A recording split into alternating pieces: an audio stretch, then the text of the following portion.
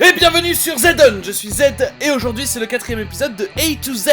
Donc, Next letter D. d'abord dans 90% des cas c'est pas compliqué, qu'il y ait un D ou deux, ça se prononce D. Go ahead. Make my day. Come on, hand, old buddy, don't let me down. À part ça, dans certains mots, The D is silent. comme par exemple dans Wednesday. Shrimp sandwich. 3, be handsome. Donc au final, le seul moment où le D va vraiment poser problème, c'est dans les verbes au passé ou au participe passé, c'est-à-dire les verbes terminant en ED. Pour ça, il y a 3 prononciations possibles. Si le verbe se termine par T ou D suivi de ED, c'est une syllabe entière et ça se prononce id. Yeah, I decided not to park here. I'm not infected. No? Si le verbe se termine par P, F, C, K, S, H, C, H ou 2S, suivi de ED, le E est muet et le D va être prononcé comme un T. You're just Trapped.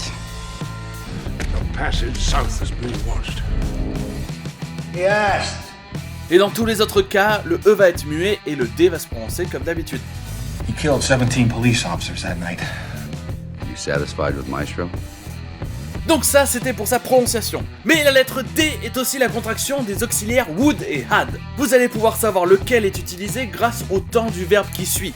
Would, c'est l'auxiliaire du conditionnel et il est accompagné d'un verbe à l'infinitif. Et had, c'est l'auxiliaire du past perfect et il est accompagné du participe passé. C'est comme ça que vous savez que ici, I'd heard you were back. le D c'est pour had parce que heard c'est le participe passé et que ici, I'd sleep better with a gun. le D c'est pour would parce que sleep est un infinitif.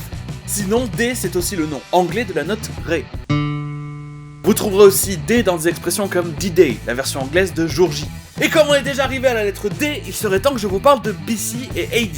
Ce sont les versions anglaises de avant et après Jésus-Christ. Vous savez quand vous parlez d'une année en histoire. BC c'est littéral, c'est Before Christ. Mais AD c'est du latin, Anno Domini, c'est-à-dire l'année du Seigneur. Donc quand vous donnez une date en AD, vous dites en fait le nombre d'années qu'il y a eu depuis la Anno Domini. C'est pour ça que contrairement au BC, il est correct de mettre le AD avant la date. Même si personne le fait vraiment dans les films. Frankly, my dear, I don't give a damn.